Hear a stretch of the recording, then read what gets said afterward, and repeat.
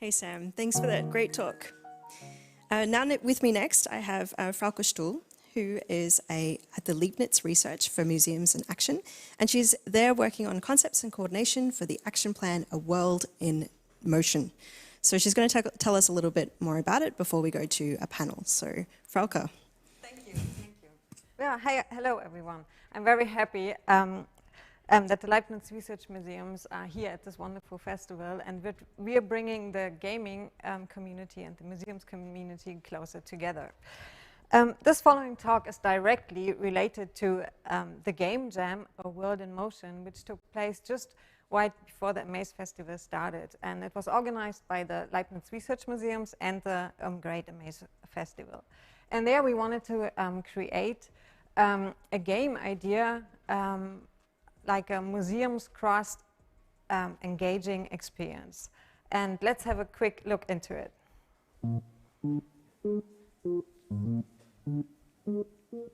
A warm welcome to everybody to first A World in Motion online game jam, which is a collaboration between Amaze and the Leibniz Research Museums. We are your hosts for the jam, but we have also some other people here.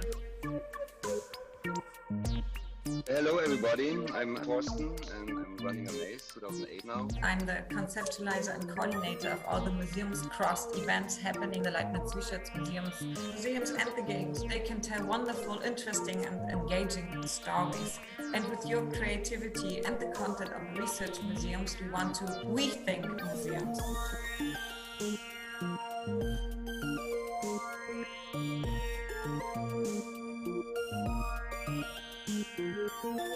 Here on Discord I have these sketches.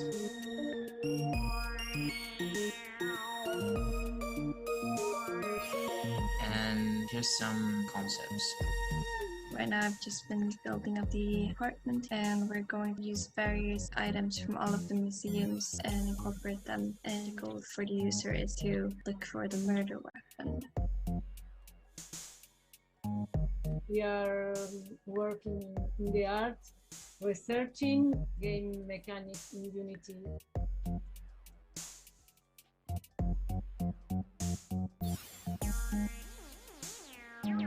Yeah, so I've been busy just doing like the technical stuff.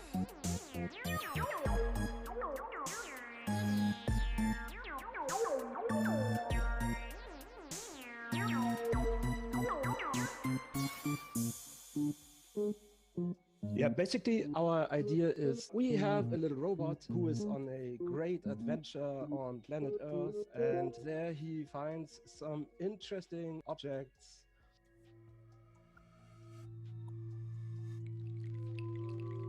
Yeah, 3 days full of work and hopefully also a lot of fun. And we are really looking forward to all your presentations. Yeah, so our main gameplay again is solving riddles. You would need to activate some sort of portal. So Navigati is our naval navigation experience. You have different tools like your sextant, a compass and a map to navigate. So we made an interface where you can submit artwork, and then another interface where we can moderate the artwork if it's okay or not. And then it generates the museum based on the database of approved submitted artworks.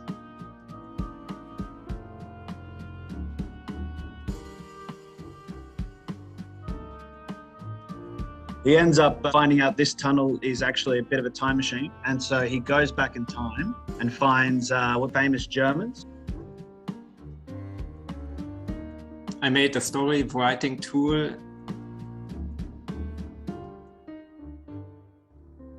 And here's one of the objects. And when you click it, this description opens up.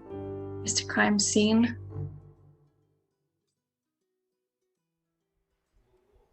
Yeah, welcome back, and thank you Tatjana and Gabriel for this great video about the Game Jam.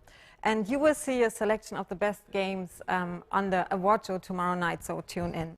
But now, our fantastic moderator, Géraldine de Bastion, will talk with Anna Dori, a participant from the Game Jam, two representatives of the museums, Diana Modarasi Tehrani and Dominique Von Watt, and our special guest, Rosanna Lopez from Manila, about the Jam and about Playful Museums. Géraldine de Bastion is the founder of the consultancy Connective, which advises various organizations. And she is also the founder of the Global Innovation Gathering, in which she connects innovators from all over the world. Every year she is highly requested and a popular creator and moderator at the International Net Conference Republica.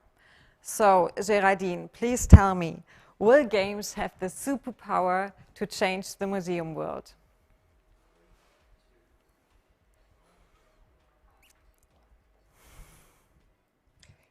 Good afternoon, everybody, and thank you so much for tuning in to Playful Museums. My name is Géraldine de Bastion, and I have the honor of moderating this session on behalf of the Leibniz Research Museum Action Plan. In the next hour, we want to explore the correlation between games and museums, as both tell stories and offer different kinds of learning opportunities.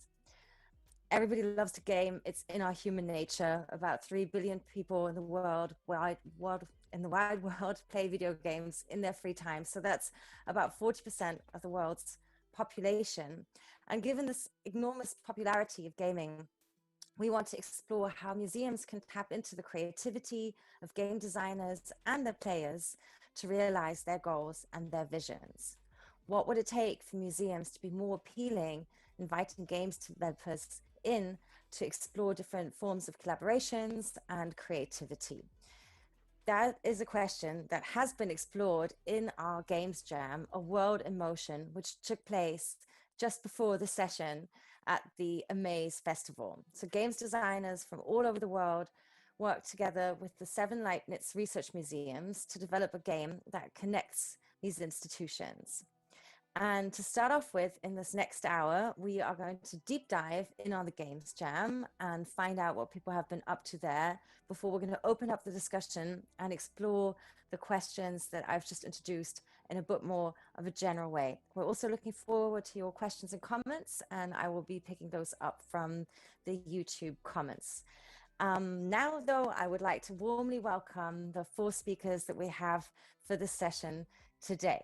And I'd like to begin by welcoming Diana Modarasi Tehrani. She is a prehistoric archaeologist with a soft spot for early metal crafts and human history. So her work lives includes researching, collecting, reaching out to new partners and actors that can be involved, as well as finding new strategic approaches to break ground and bring change to the world of museums. And she's already explored many different exciting ways of including games in the museum that she's currently working in. So Diana's current position is that she's managing the science management unit of the German Mining Museum in Bochum. It's great to have you here with us today. Thank you. It's great to be here. I would also like to welcome Dominique Von Watt, who had completed his academic career with qualifications in cultural management and a doctorate in musicology. And since 2012 has been holding different positions where he's managed different kinds of projects for the German Research Foundation, including a project on collecting musical instruments, the Rück example from 2016 to 2018. And since 2018, at the Germanic National Museum, Nuremberg, coordinating the action plan between the Leibniz Research Museums. Great to have you here today, Dominic. Thank you very much and welcome. And I'm very excited to welcome as our international expert to this panel today, Rosanna Lopez, who's really dedicated the last 15 years of her work life to working with kids at the intersection of playful learning and making STEM education accessible. She's worked with young people in Asia, in the Americas, the Caribbean, and the Middle East through organizations such as the UN Cyber School Bus, the United Nations Children's Fund, the Institute of Play, and the Harlem School of the Arts. She's produced different educational programs and content ranging from games, documentaries, to the own curriculum that she developed, not just for the makerspace that she opened in 2013, Sparkle Lab, but also for the school that she designed that really brings all these elements together. So it's great to have you here with us today, Rosanna. And thank you, happy to be here. Yeah, it's really great that you can be here. Thank you. And last but not least, I'm also very excited to welcome Anna Dohi, who's been actively developing some of these solutions that we're going to be talking about at the Games Jam the last days. Anna is a digital designer and a game developer at Pixplicity with a background in contemporary dance and art theory. And she's currently researching ways to create the flow of play in the context of video games, theater, exhibition, and dance. And I think this correlation about dance and the dance critic work that Anna was doing prior to this games development work is a very exciting angle. So it's great to have you here with us today. Thank you. It's nice to be here. And I want to begin by zooming in on you, Anna, and learning how you found the experience of the Games Jam and what your learnings were, what you took away. So first of all, maybe we'll start with, why did you take part in this? Like, what aroused your interest? And did you find museums to be an untypical topic for a jam? Yes, so as you said, I have this background with curator studies and art, but I'm now working as a game developer, and I always thought that these fields are actually very similar, more similar than people might think. So when I read about this game jam, the idea of designing games for museums was just so obvious in a good way, like it's the best idea ever, and I of course have to be part of this. And yeah, I loved it. I loved the game jam. I was very lucky with my team actually, because everyone came with a very open mind and no one tried to force a pre-made concept on the group. So we really had a chance to work on the objects we got from the museums and came up with a solution on the spot.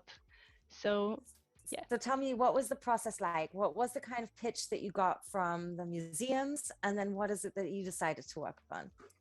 Yes, so at the beginning, we started with these idea exercises. When we choose interesting objects from the museums and give them to another team member who then worked on an idea. And then we mixed those ideas and mixed them again. So in the end, it was like a chaotic mixture of music and art and code and random stuff from the museums. And we really enjoyed it. And we learned a lot, not just about game art, but about the museums. And I think actually that building a game for a museum is a game on its own, and it's a really good one. Yeah, that's great. Can you just maybe also, for those in the audience that haven't been part of a jam experience like this, just walk us through a little bit, like what kind of data were you provided with? And what was the process like looking at that, finding maybe a team to work with? So a little bit step by step, maybe. Yeah, so at the beginning, the museums presented us their collection and a few selected objects they thought that maybe we find interesting. But after that, we all started to just explore some of those objects and came up with ideas. We presented those ideas to each other in the whole game jam and formed teams based on those ideas. Everyone could join in an idea or look for partners for something.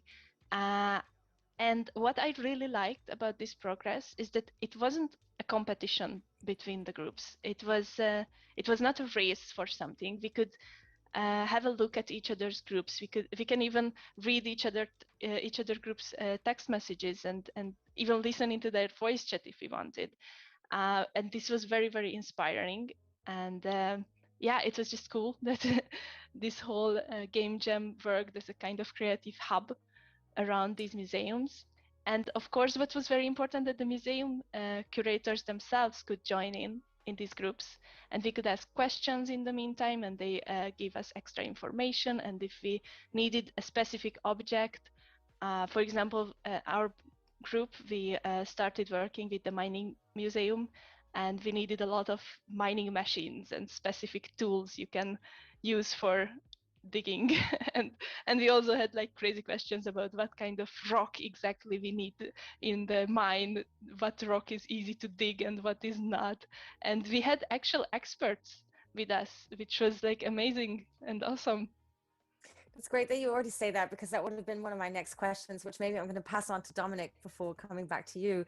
What was that experience like? I'm guessing that it's not every day that you sit together between museum curators, museum managers, and games developers. And did you find you spoke a common language? Was there like a common good vibe, or did you have to like practice speaking together first, Dominic? That's a good question. Yeah. I loved listening to Anna and hearing her excitement, because the atmosphere we had during these 2 days really was fascinating. And I was so happy to get that, because when we were planning, okay, we will be part of a game jam.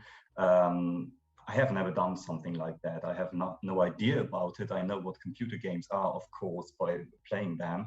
But we didn't know, will we be able to talk one language? Will there be anybody in the games community be interested in museum? We didn't know. So that was a little bit tense in the first moment.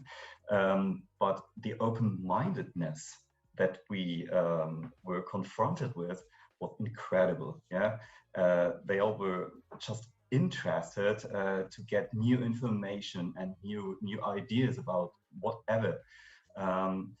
For me, working together with designers, coders, artists, sound designers, to be honest, gamers are not the typical target group of museums. Yeah, but to get an idea of their ways of seeing museums for us was so interesting.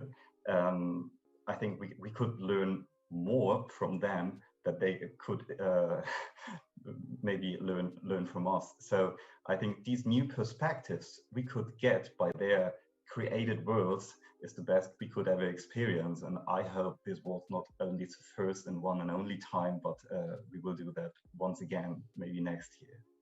I loved it, yeah.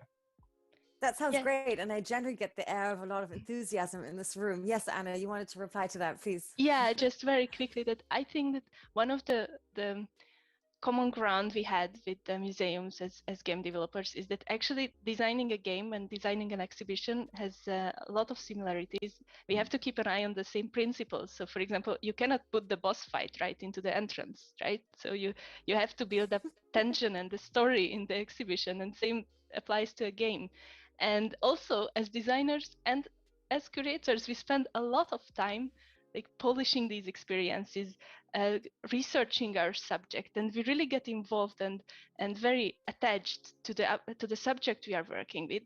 But actually, when the visitor comes, when they arrive, the control is not with us anymore, and we just have to step back and let it go, and let the whole thing happen. And maybe the visitor will like start to speedrun or looking for shortcuts, or and you are there as a designer as this is not the way how you should do it or how you should explore this space.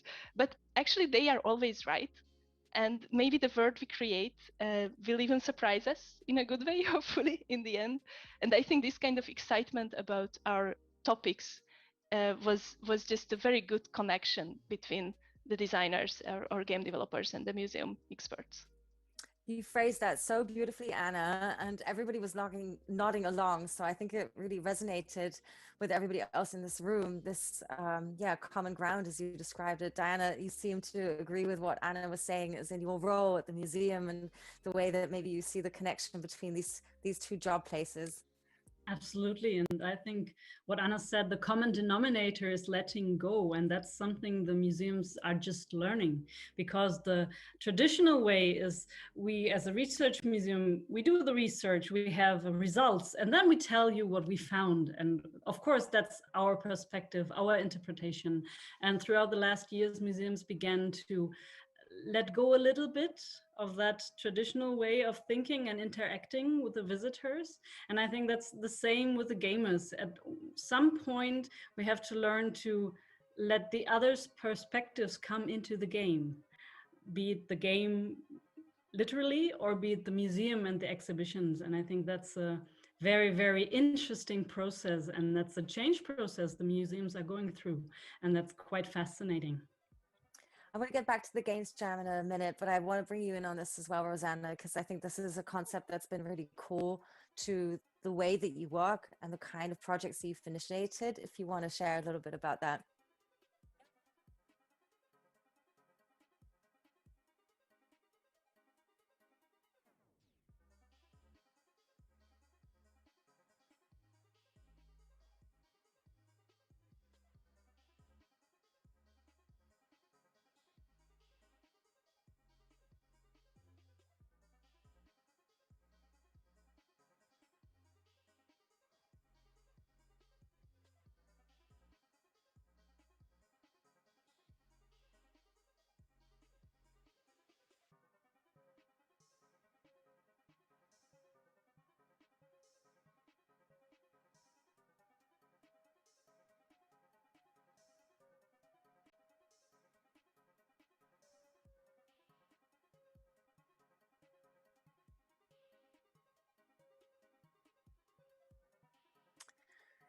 Wonderful. And yes, please. Just one last thing.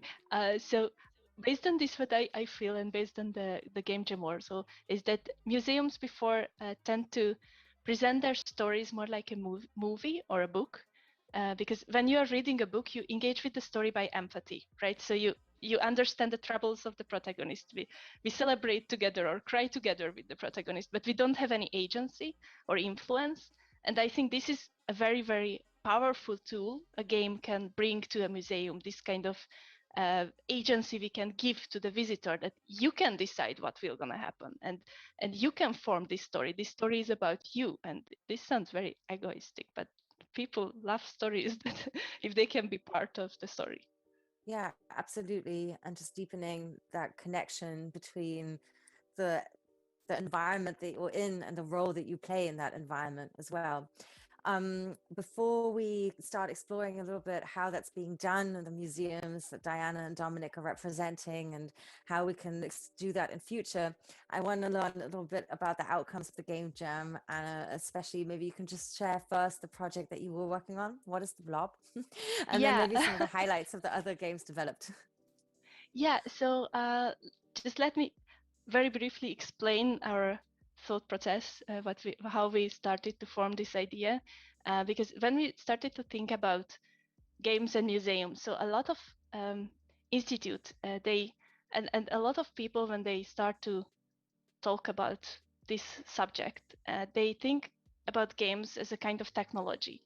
And game is in fact not a technology, it's a mindset. It's about how we can reward our visitors by building a flow experience, and how we can make them become motivated to find their own place in the story we present in the museum. And a lot of institutes try to reconnect with young audience by featuring tech they think is cool.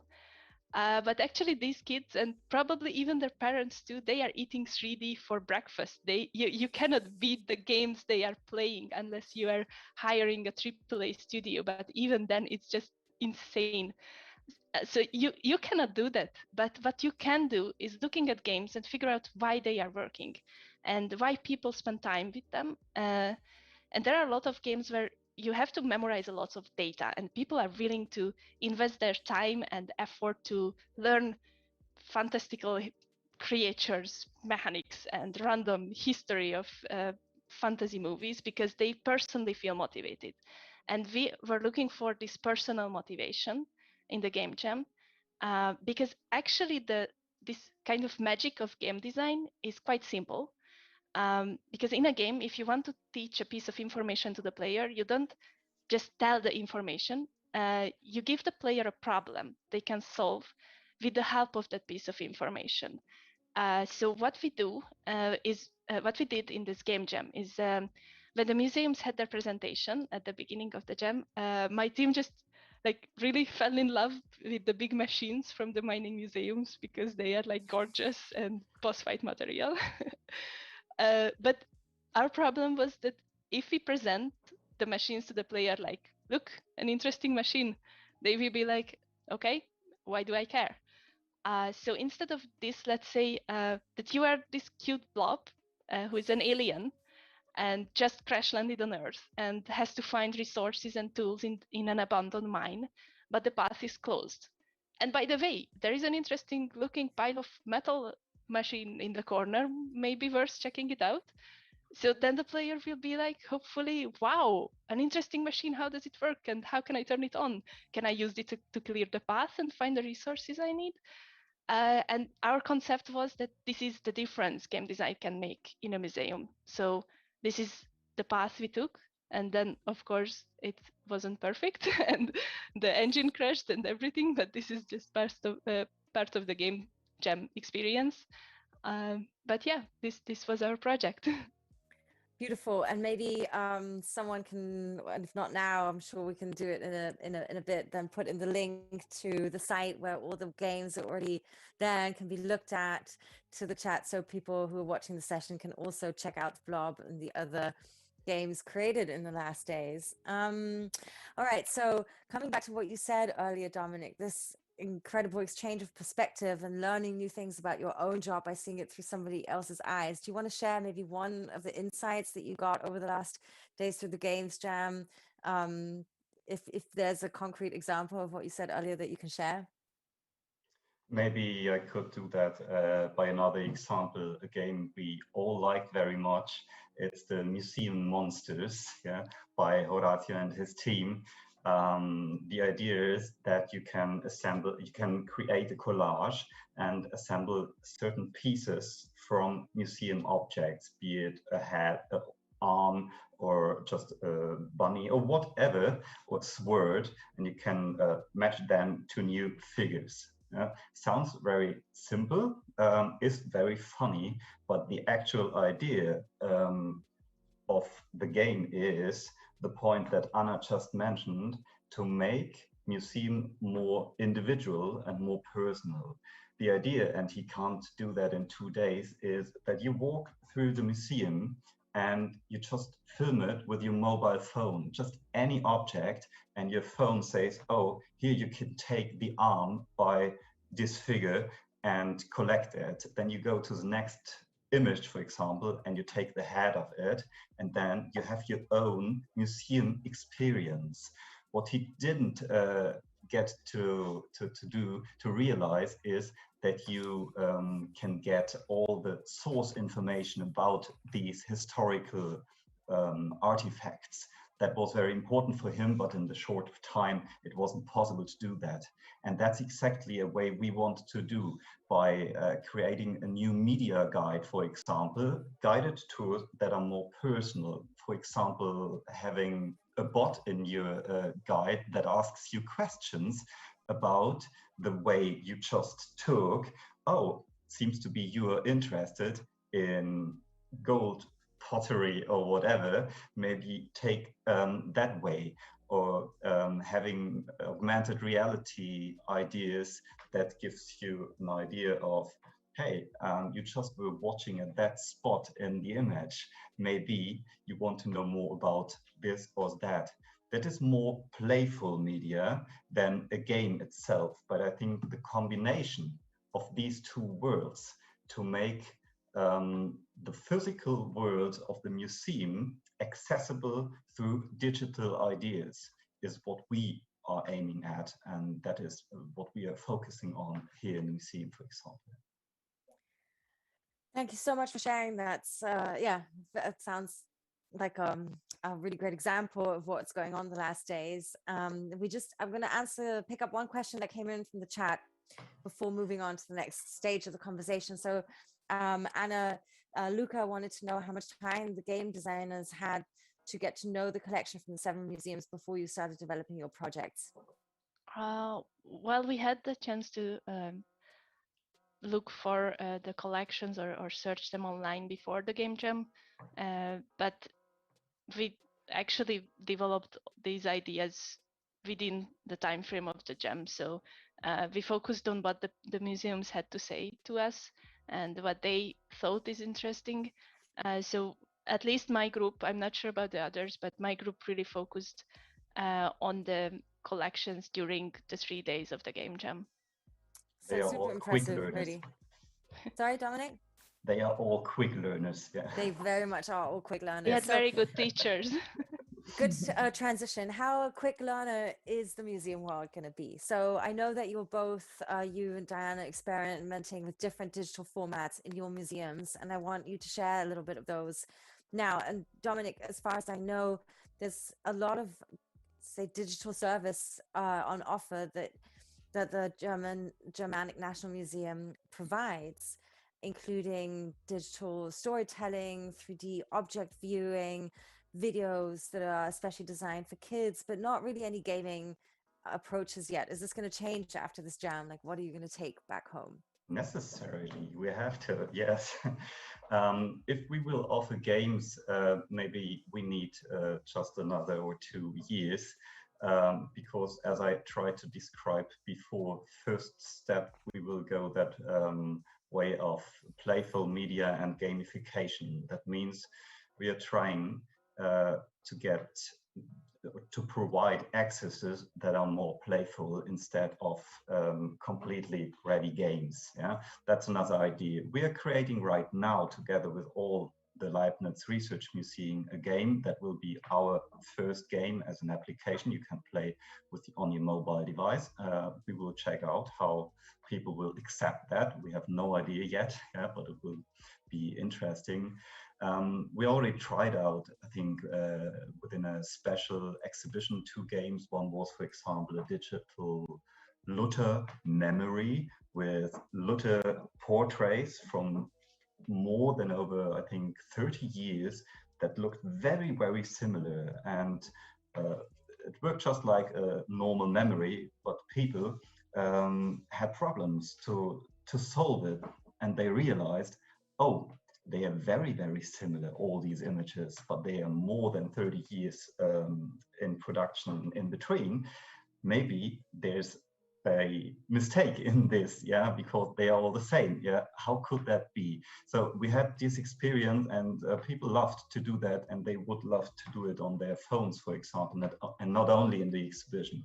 So we know they like to do it, but we don't have it yet. What we have is things that we offer digital tours, online tours, for example, where we use 360-degree panoramas, and we walk through these panoramas of the actual exhibitions, and we can compare that with 3D models with high resolution images. And these are things without pandemic will work as well, because it's an experience you cannot make in the real museum. And that's the important point. Yeah. If you have just a transformation from museum to the digital world, but actually there is nothing else, it's not really interesting for us. Yeah.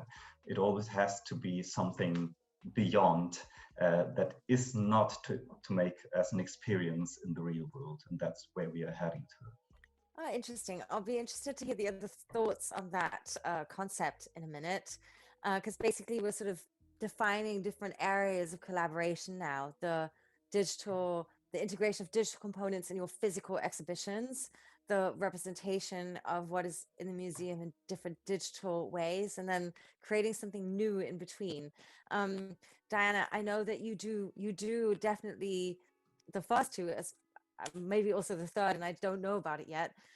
So the German Mining Museum Bochum offers apps, playful learning apps. You have different sort of digital learning paths that you offer.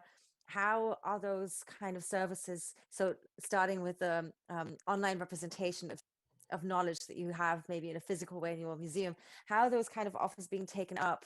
What are the target groups you're servicing with that? Yeah, it's quite, we have several approaches with digital media, and some are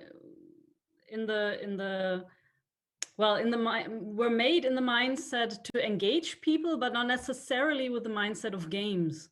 So there's already a difference within our museum of all the digital approaches we do have. For example, one approach we did within the new exhibition is that we close to an installation of a furnace, of an iron making device, so to speak, a big iron furnace. We had a projection, or we have a projection on the floor, where if you walk over, you see a grassy surface. And if you walk over this grassy surface, you can excavate this furnace. You will see the photographs of the excavation. You can walk through this small part, obviously, of the excavation. And this is a tiny approach with some playfulness in this, because of course the children tend to jump on it and then discover this corner and that corner of the excavation and so on. But that was rather the still with a researcher mindset. So how does archaeological work work? So how does an excavation work? And then on the other hand, on the other end of the spectrum, so to speak, within our museum, we have this huge game within the exhibition on a 180-degree screen. And you have several pods where you can play a geo-resources game. So what does it mean? You engage as a player, and then you will be asked several questions to your habits concerning your smartphone or your mobile phone. And then according to your answers, you will be challenged with the on the one hand, fulfilling your desire of getting a new or used or whatever you decided smartphone, and on the other hand, being confronted with the results for the Earth. So you need all of those resources, and you build your phone with them, and then you kind of destroy some part of the world. And you, of course, you can renature all this, but you have to work.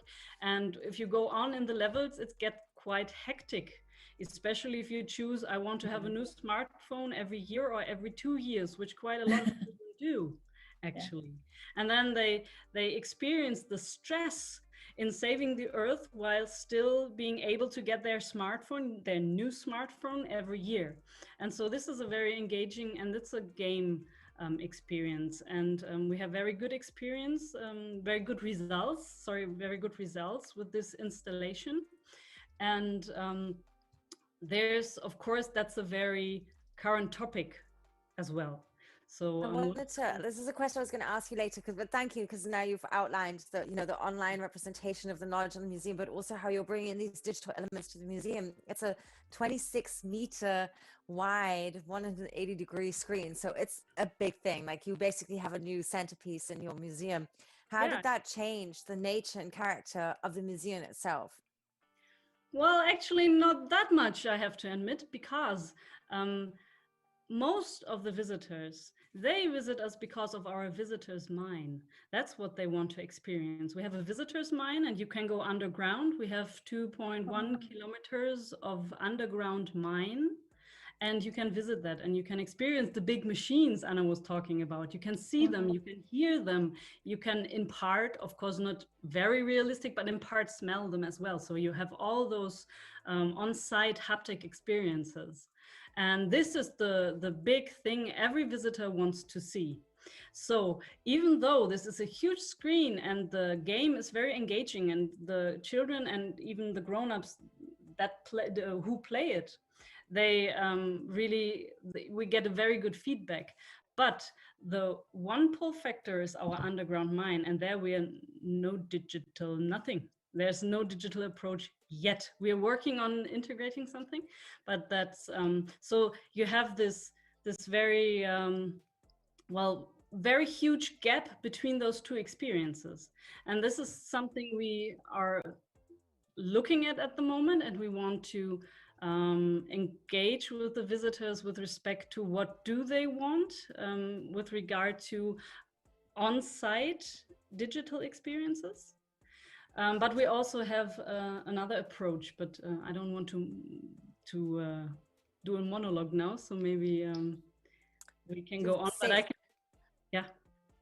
maybe you can bring it in a minute, because now we can explore perhaps a little bit the potential of future collaborations. Rosanna, I would love to learn from you, having listened to these different ways that digital technologies, gaming elements, let's say, are being incorporated into the two museums that Dominic and Diana are representing. it seems like the opportunities are endless, right? Like just limited perhaps by creativity, in particular with all the new sort of emerging technologies coming up, AR, VR, and the feeling that we're just sort of on the beginning of this journey. Can you sketch out a little bit where you would see the collaboration potential between these universes? Well, I think that museums and games have a lot of things that overlap. And there's a lot of overlap in what they do and what they do well. And one area is definitely storytelling. I myself love natural history museums, and I love the planetarium and learning about the story of our planet and its origin, or the evolution of the natural world, or our history as individuals and as a species. And I think games tell stories too, of civilizations, of heroes. And so I think in storytelling, no matter of what kind of form that can take, museums and the game community can do that together. I also think a lot of museums as institutions that preserve historical records. And some games do this as well. Like one of my favorite games is Final Fantasy. And in Final Fantasy, you have this data log feature where you have the history of the fantasy world. You have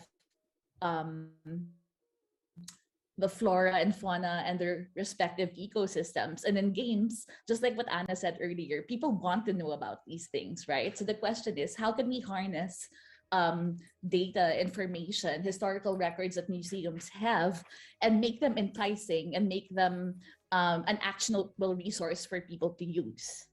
I think also that games can help us empathize as you take on the roles of different characters, and by assuming different identities, come to understand different points of view. I think that historical museums can use this to their advantage, so people can come to get to know each other better, respect the respective histories, and provide opportunities in museums where strangers can become friends. And finally, I think it's also about building community. When you go to community-based museums and family-based museums, it's actually really wonderful, right? Because people, children can create art and leave them on the walls. They're very focused on the people in the communities they serve. But when you look at games, games have vast communities with hundreds of thousands of members, right? And games can bring people together at a much larger scale. So it'd be interesting to see how museums and the game community can build these communities together. Absolutely, yeah. Do you have any ideas and advice on if it's outside of a action plan, like we're in the context for now today, or a jam, how can these kind of connections be fostered? Where can these communities meet to sort of open the door for these kind of dialogues? That's a great question. I guess I'll have to think about that a bit more, but just off the top of my head, game jams like the one that you had, I think is a completely brilliant idea. I always think of innovation happening when you have people who do completely different things and who come from very different disciplines, right? So having cultural institutions invite artists and makers and thinkers and game designers and animators is such a great way, because that's in that mix, that's where the creativity resides.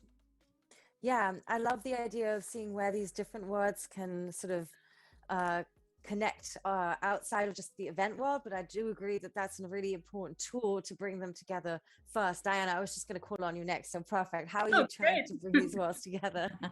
Great timing. Yeah, well, I think that we should really think about joining forces, and I'm especially thinking about the formal and the informal learning spaces. So about school, and for example, spaces like museums, because if we don't join forces, we will never get rid of some biases that are there, especially for pupils. Like, not for all of them, of course, but for many, at least in my experience, history is boring. Why is it boring? because it is different worlds. It is a lot of different characters, and we can see this in movies. Movies are engaging, even if they have a historic background, and they are immersive as well, because you tend to go with your mind, you go into this world, be it historic or fantasy. There's no difference, I think. And we have to find this little key to turn where we can join with museums and formal learning spaces like schools and develop it from there. I think that would be a nice way to go for now. Absolutely. Sorry, I just many thoughts came to my mind as you were speaking of that.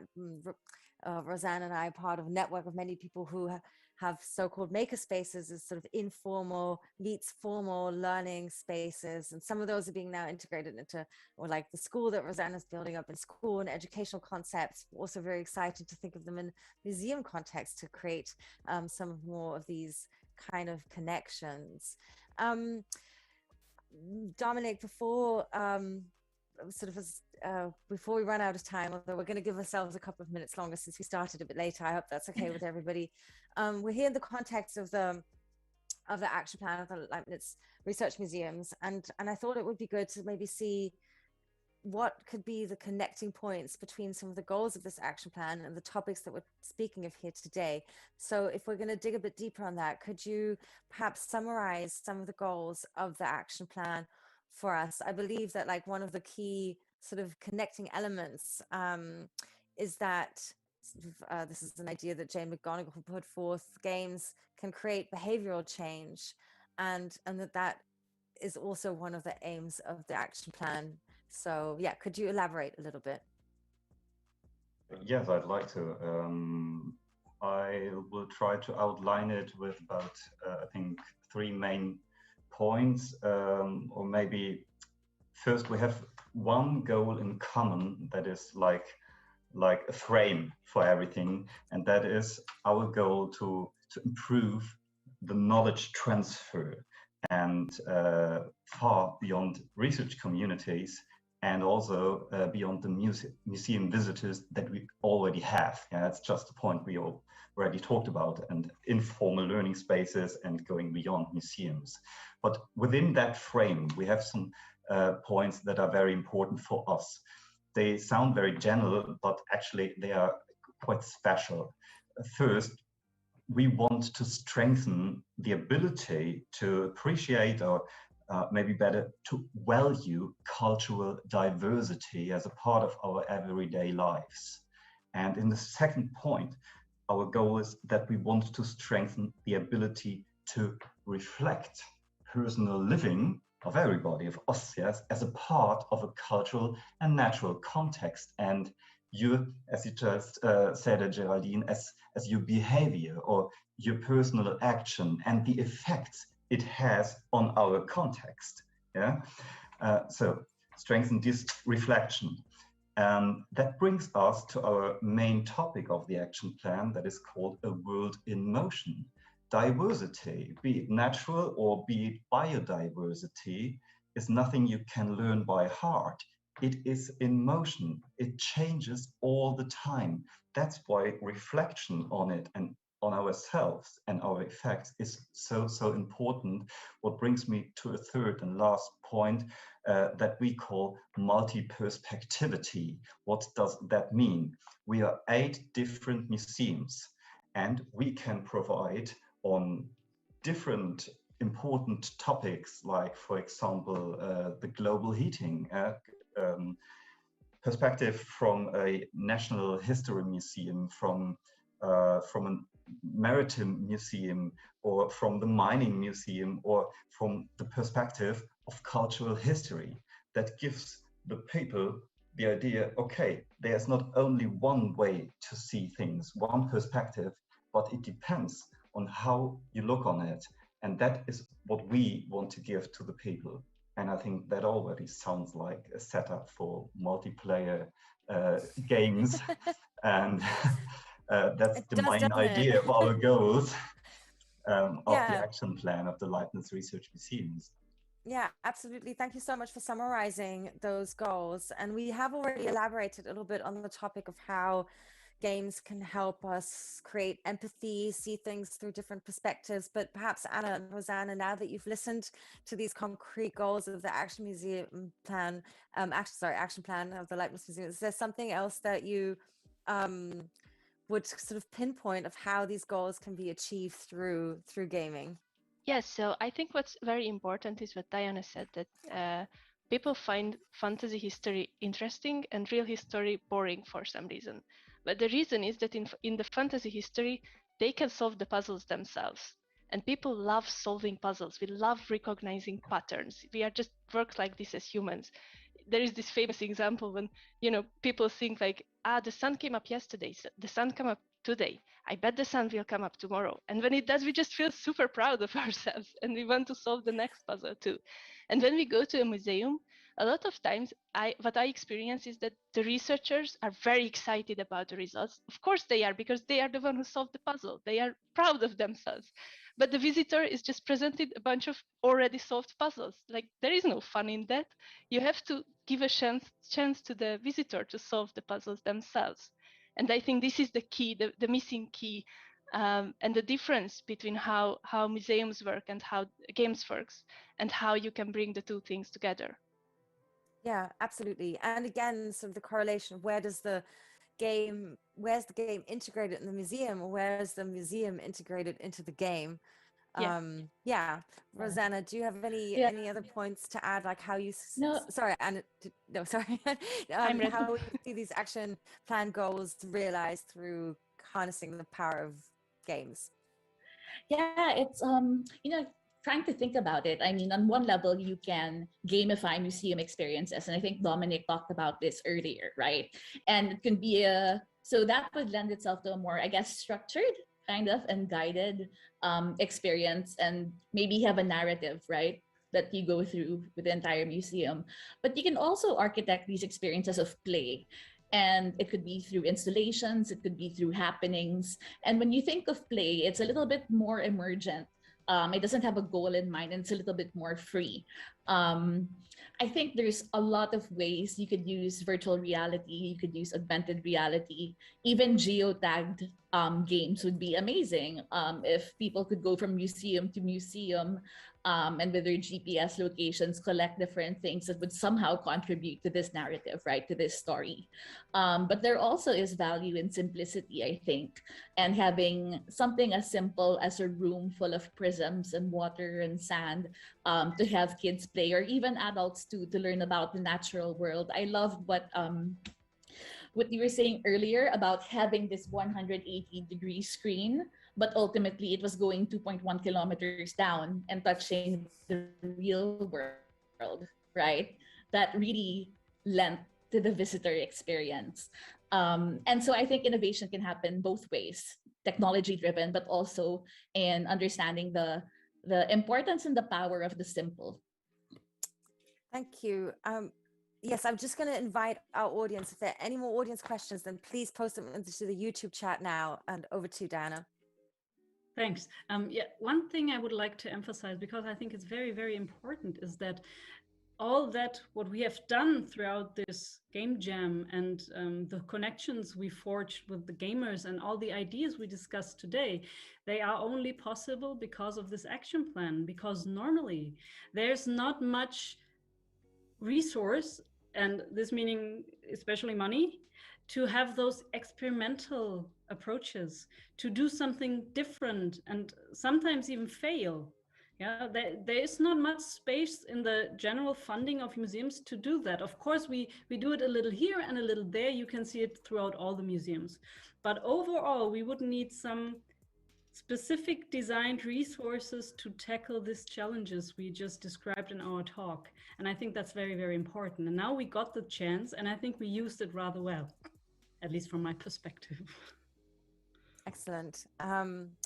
I'm going to ask for a closing round in the middle. I've just looked quickly into the YouTube chat, but I can't see any more questions coming in. So before we start on a closing round, I just want to pick up on something you just said, Rosanna, because I think it's just an important concept and terminology that you introduced, the difference between play and game, and also based on your experience working with children, but different target groups, how important it is to offer both in educational contexts. Perhaps the difference also between, as you just briefly described, being directional and being result oriented, or just being open and playful. Do you sometimes wish we would concentrate a bit more on opening up the world of play rather than on gaming itself? Or how would you value both also in the context of our conversation here?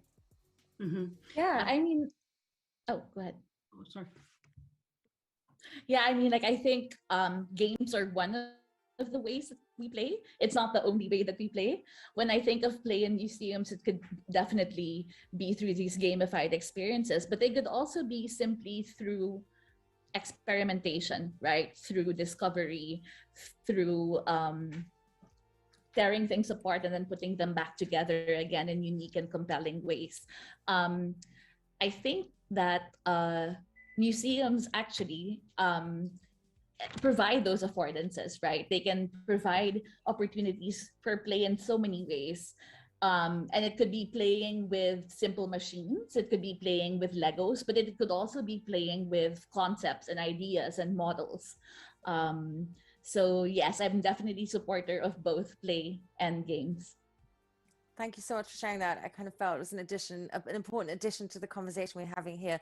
I'll pick up one final question from the YouTube chat, which is, might VR, which we also just mentioned in this conversation so far, be the bridge between real life exhibitions and adding puzzles, as Anna described it? Maybe over to you, Anna. Do you see that as being like a technology as a future bridge? I think VR is a very interesting technology, but not just VR, but the metaverse in general. That is also something I think will be a big boom in the coming years.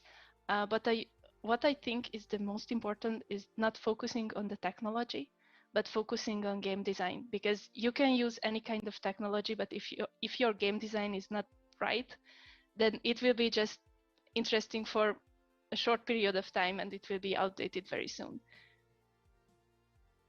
But yes. Yeah, VR is cool. It's a very good tool.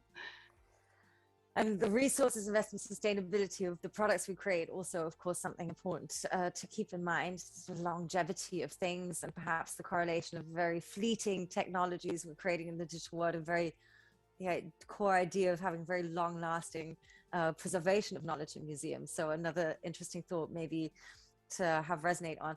So let's start with a closing round. And I'd like to begin with you by asking, what is it you're going to sort of take away from this experience? Is this something you'd like to keep working on? And where would you like to keep exploring this topic? Yeah, so I think my main takeaway is that playing is the most natural way of learning. And this is how we explore this world when we are children. And let's not stop that just because we grew up. And also, that's just a personal takeaway for me, is that it's very, very exciting to see how the people who work in a museum can collect knowledge. And it's just, for me, a reminder that don't forget to reach out to them, because they are the one who knows about stuff. And they are probably much more reliable than searching on Google. Very good. Thank you so much for your fantastic contributions and the really exciting work that you did during the Games Jam. Rosanna, I would love a little sort of future prognosis perhaps from you, how you would like to see this field develop, and maybe also is there something you want to plug or share from your work that you'd like people to check out if they haven't yet looked at all the fantastic things you do? Yeah, when I think about museums and I think about my school, they're both educational institutions, right? And I think that by employing play and employing games in our respective institutions, it makes them friendlier, more accessible, not like elite institutions that tire and bore people, right? But as something that's actually engaging. And I think play and games in schools and museums can change mindsets about both institutions and attitudes towards them, right? So it would be interesting to see also whether the public and communities around museums and schools can, in a very participatory way, contribute to what's being created. And so if you want to check out some of the work that we're doing here in the Philippines, you can check out Sparkle Lab online or the Discovery Academy of Innovation. Thank you so much. I hope to be able to revisit both soon, physically, not just digitally. So Dominic and Diana, I would like to invite you to close with sort of from the perspective I hope so too. of the Leibniz Research Museums. What are your core takeaways from this conversation and from the Games Jam? And what are the things that you would like our audience to watch out for in terms of exciting things happening next? Dominic, would you like to start?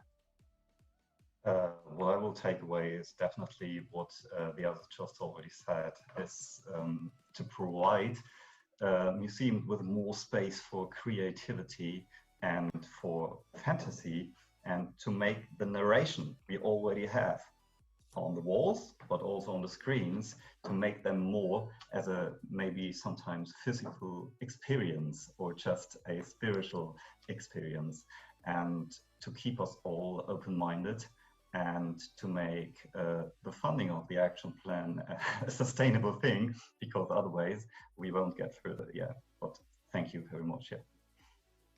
Thank you. Diana, your closing words for takeaways and things to look out for in future. Well, my takeaway is, I expected it actually, but I'm still flashed always if I meet different people with different perspectives, different backgrounds, and I find it very enriching to listen to the talks, to talk with different people, especially with regard to now what we did with the Game Jam. And I think we should keep that up and also strengthen those connections. And the other thing I think is that we have to tackle a challenge.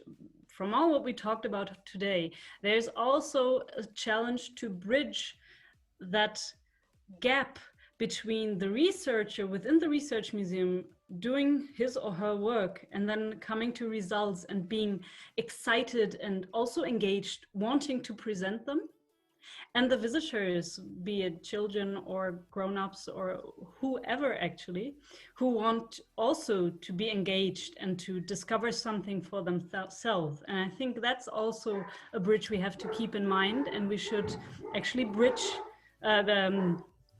address in the future. Absolutely.